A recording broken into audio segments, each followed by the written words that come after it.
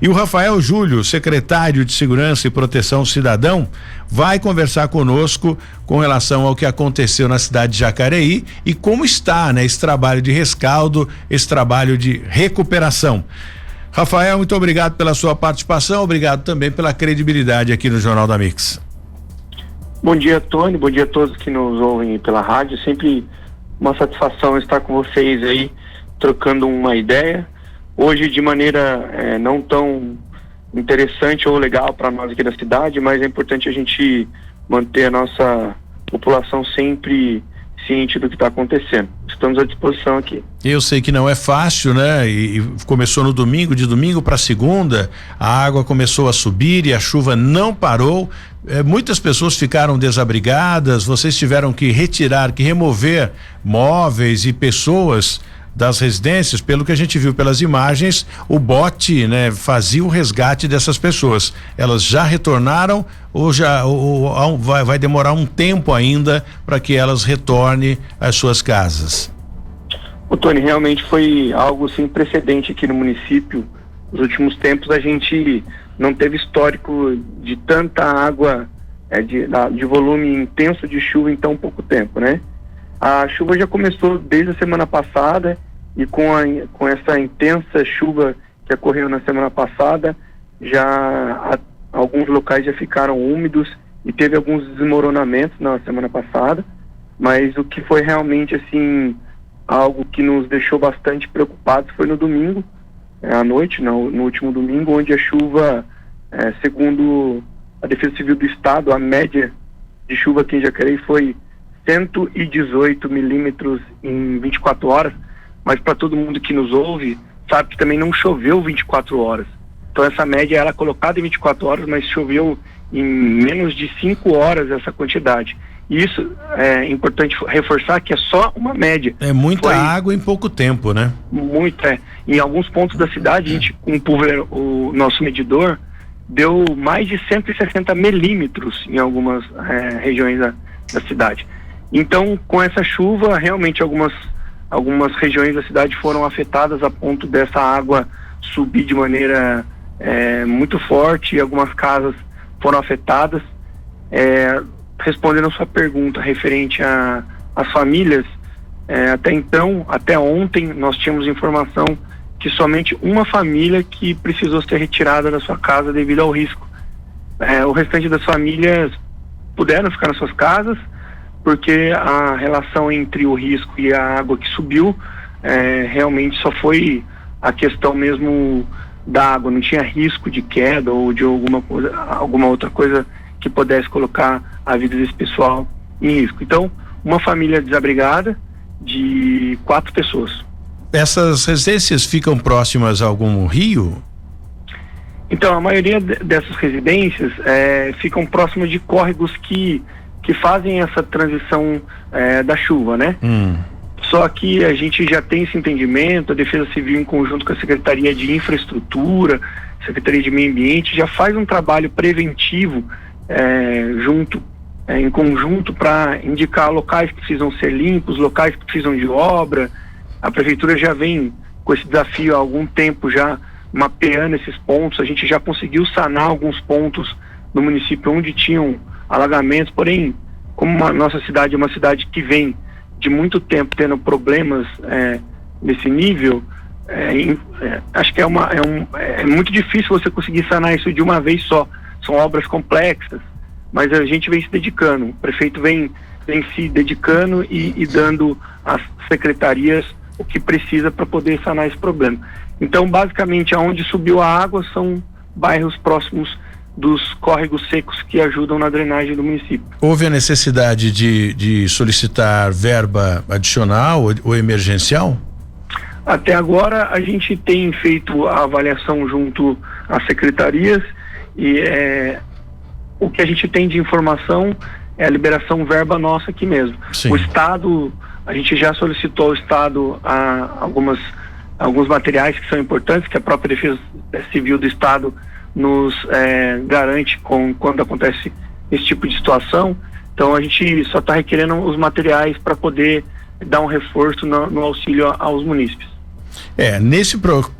Quando sobe a água, mistura tudo, esgoto, né? E aí o problema, a questão da saúde, né? A leptospirose e outras doenças que podem serem transmitidas aí através da água.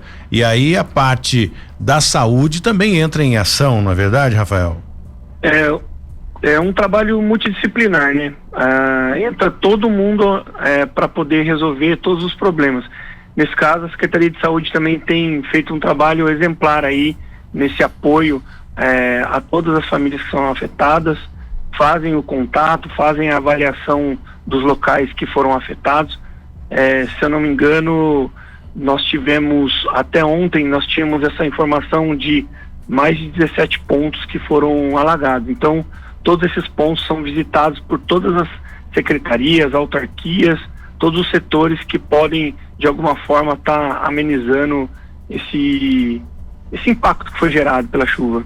A Defesa Civil está bem equipada para isso? O bote era da Defesa Civil ou do Corpo de Bombeiros? Como é que está a parte de estrutura da Defesa Civil aí de Jacareí?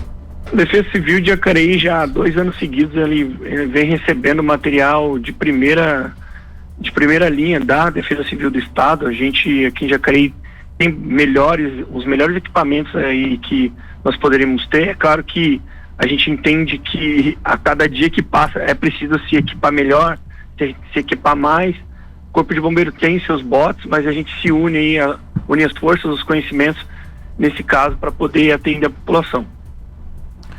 Muito bem. Ô Jesse, alguma pergunta? Bom dia, Jesse. Daqui a pouco o Jesse vem trazendo mais detalhes pra gente de outros assuntos aqui dentro do Jornal da Mix, mas agora abre uma pergunta aí pro Rafael Júlio, secretário de Segurança e Proteção Cidadão da cidade de Jacareí.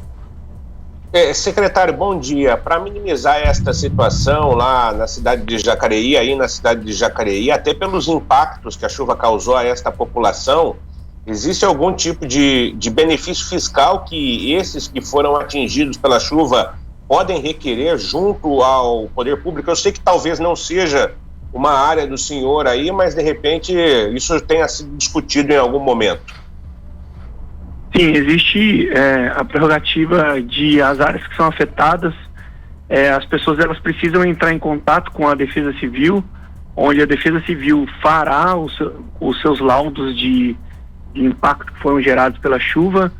Com consequências, as famílias podem requerer a isenção do IPTU, dependendo do impacto que foi gerado na sua região, e a Defesa Civil condiciona isso via documento.